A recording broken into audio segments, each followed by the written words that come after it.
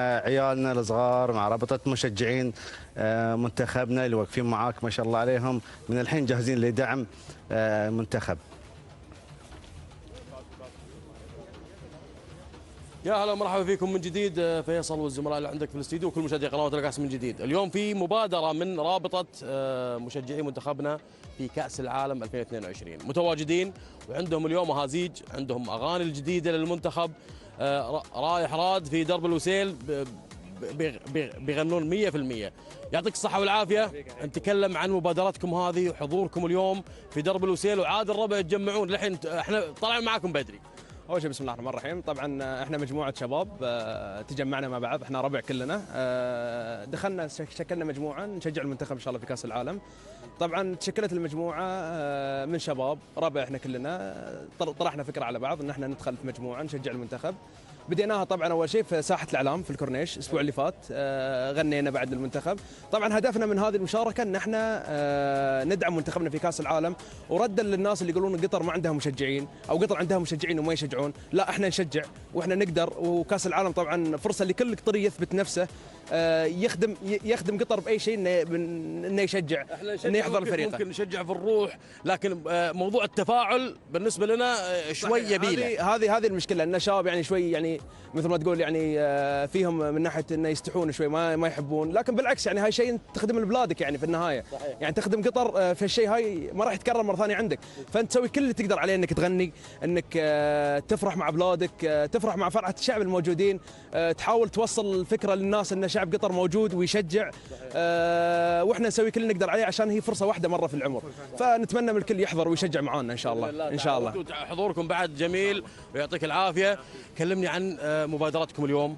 انتم هل ممكن راح نشوف التفاعل في المدرج مختلف في كاس العالم؟ لان كاس العالم هذا مختلف باذن الله. طبعا الافتتاح بيكون شيء غير ومناسبه كبيره، واكيد كل القطريين بيكونوا متواجدين ان شاء الله، واكيد الحماس بيكون اعلى واعلى لان اول مشاركه لنا في كاس العالم، وباذن الله بنشوف الحماس في المدرج باذن الله تعالى. التفاعل، هي الهازيج الجديده، الاغاني ان شاء الله بتطلع الهزيج، وان شاء الله نشوف الجمهور جديد. يا سلام عليك، يا سلام.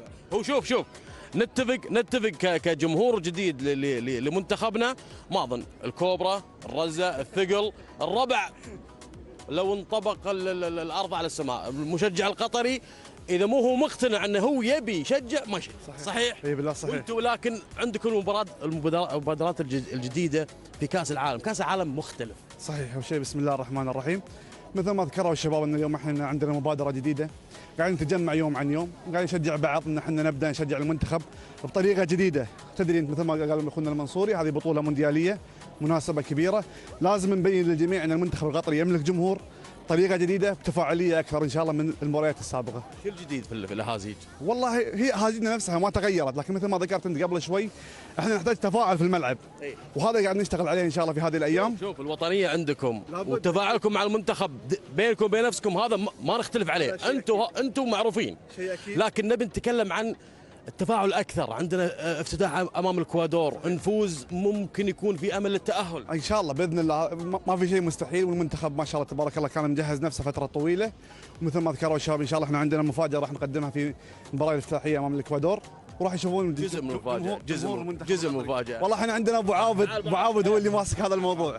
عطني المفاجاه. نبي حصريات في قناه الكاس، قناتكم تعرفون معاكم. شوف ما في شيء جديد على الشعب القطري، طبعا الهزيج المعروفه، التشجيع المعروف عليه، بس اللهم اللي بيفرق شيء واحد، اللي بيفرق ان احنا بنشجع منتخبنا بطريقه مثل ما تقول غير عن اللي تشوفونها في العاده. يعني العاده شباب قاعدين في الملعب ويعني تفاعلهم شوي يعني، لكن احنا ان شاء الله بنتفاعل اكثر مثل ما تقول، مثل جماهير الالتراس المعروفين عالميا المتعصبين، بس تعصب بحدود يعني يكون حب الوطن، الوطنيه الزايده من الشباب، ان تكون عندنا وطنيه نثبتها في الملعب ونشجع في الملعب قد ما نقدر نسوي اللي نقدر عليه حق قطر.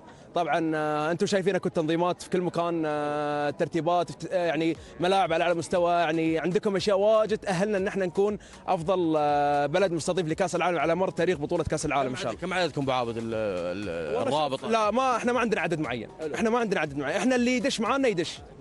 احنا ما عندنا نهائيا، ما عندنا عدد معين. احنا تطوع من عندكم انتم يعني. احنا من عندنا، احنا من عندنا تطوع من عندنا بدعم من اللجنه العليا لإرث المشاريع، دعم منهم، هم دعمونا يعني. بيض الله وجهك، وجهك ابيض، الله يرحم والديك. جبار تقومون فيه. الله يرحم والديك. نسمع شيء حصري.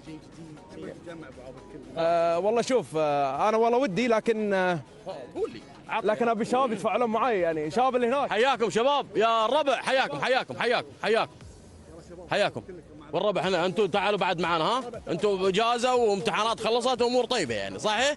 مع المنتخب اول مباراه ان شاء الله نكون موجودين في استاد البيت باذن الله، ونشجع المنتخب ان شاء الله يفوز يعني، جاهز ان شاء الله، لانه فاز من قبل. ان شاء الله يفوز الحين باذن الله ان شاء الله. حياكم قرب يلا صوت واحد شباب، ها تعالوا شباب يلا. شوف، بعطيهم حي العنابي، حيوا اوكي. حلو شباب معاي، حي العنابي، حيوا. ها يلا شباب، حيوا العنابي، حيوا العنابي، حيوا العنابي، حيوا العنابي، حيوا العنابي، حيوا العنابي، حيوا العنابي.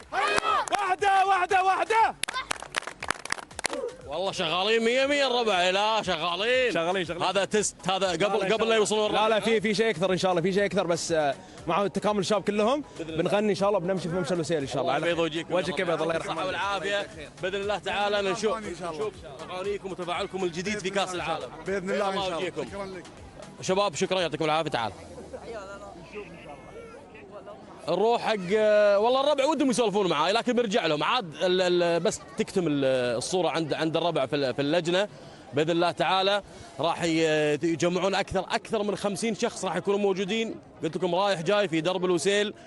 المشجع القطري معروف، ارجع واتكلم دوليا، الكوبرا وثقله، متعطر، اموره طيبه، ناطر الهدف عشان يتفاعل. هو وطنيته داخله 100%، ولكن لما هو يبي يتفاعل بيتفاعل، وباذن الله تعالى بيتفاعل مع اول هدف على الاكوادور باذن الله تعالى. خليج 17، خليج 17، خليج 11، 2006 شفنا في المحافل الكبيره، جماهير منتخبنا دائما